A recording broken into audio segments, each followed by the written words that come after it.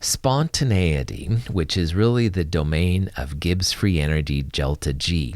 We've been saying how it's related to a positive E cell value. So let's formalize that. Let's talk about how you can turn a cell potential into a Gibbs free energy value. And this is the equation you want to use. It's delta G equals minus NFE. E is the cell potential, the value you get from using the table of reduction potentials. F is called the Faraday constant. It's the last constant you're going to need to use in chemistry. Anyway, the Faraday constant is 96,485 coulombs per mole of electrons. Sometimes you see it listed 9.6485 times 10 to the fourth coulombs per mole electrons, same thing, but it is a number you're going to need, so try and check that out. And by the way, also always use 96,485. If you use 96,500 or something, you will get some weird results. I'm just letting you know.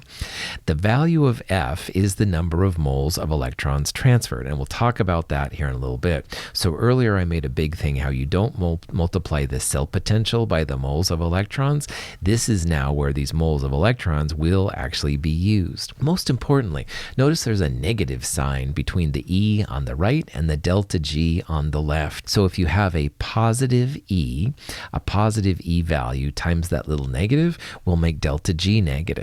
So positive E cell potentials are related to a negative delta G, and negative delta G is spontaneous. Likewise, if you have a negative E cell value, negative E times negative in front of the N there, those will become positive. Negative E corresponds to a positive delta G, a non-spontaneous reaction. So that's why negative E's are what scientists usually look for. Those are the spontaneous reactions. But there's more.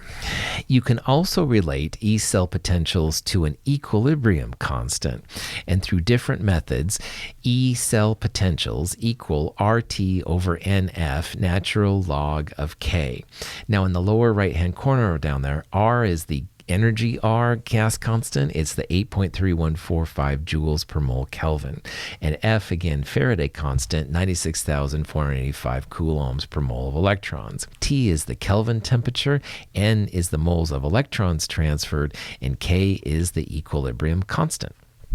If you are at 298 Kelvin, you can even make this simpler because R is a constant, T is 298, and F is the Faraday. So you combine all of those, 0.0257 over N times natural log of K is a way to go directly from equilibrium constants K into E cell potentials and vice versa. Now your equilibrium constant must relate, of course, to a redox reaction. That's why it's an E value, but otherwise this can be kind of helpful. This is the triangle that's sometimes used to describe these things. The RT over NF at natural log of K thing comes from the fact that earlier we saw delta G equals minus RT natural log of K. That was in the equilibrium chapter. And now we're seeing delta G equals minus NFE cell. So if you combine those two, that's where the RT over NF thing comes from.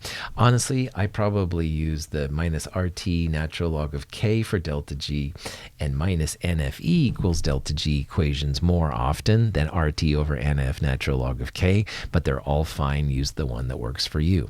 So here's kind of an overview of delta G equals minus NFE, which equals minus RT natural log of K. And again, remember that if delta G is less than 0, that negative numbers, that means it's spontaneous.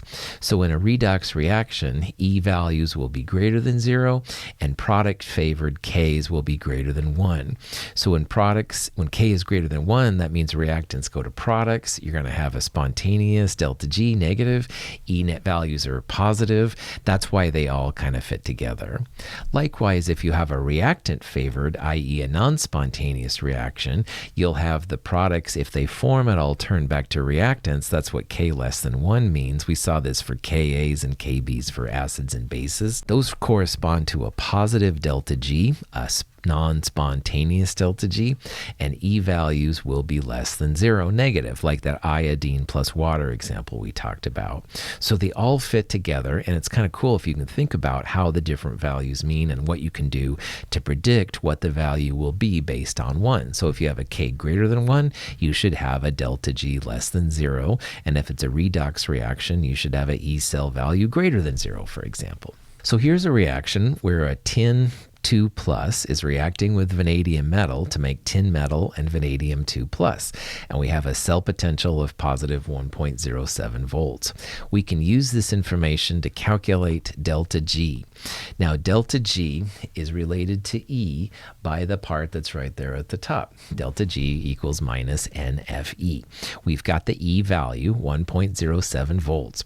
F is the Faraday constant, 96,485 coulombs per mole of electrons is what F means. N is the moles of electrons.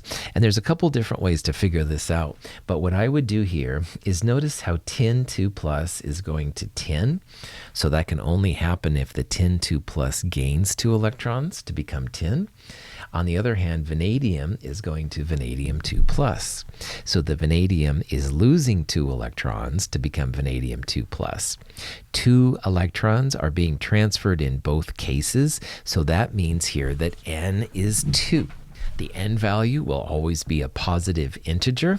All right, in this case, it's 2 electrons. You can look from the oxidized part or the reduced part. But one more caveat, delta G equals minus NFE. Initially, what you're going to do is you're going to get a very big number, but it's in joules. And delta G, as you can see from all of these answers, is almost always in kilojoules. So most of the time, when you get these really big numbers, you want to divide by 1,000 in order to get the kilojoules. So if you do all of that, initially you get that minus 206,478 joules number. That's the delta G. If you divide that by 1,000, you're going to get the kilojoules. Minus 206 kilojoules is the final answer. So this is a good thing to remember. If you're going from E to delta G, it's very, very common to turn your joules into kilojoules. Likewise, if you wanted to go from delta G back to E, remember a lot of times delta G is in kilojoules. Multiply by 1,000 first to get it in joules, and then joules will equal minus NFE, and you can find out E from there. And then last but not least, we had a positive E, a spontaneous E. It's going to be a reaction that occurs. And notice that a positive E corresponded to a negative delta G. That's cool. Negative delta Gs are spontaneous. Positive E's are spontaneous. They should go together if you've done all the math right.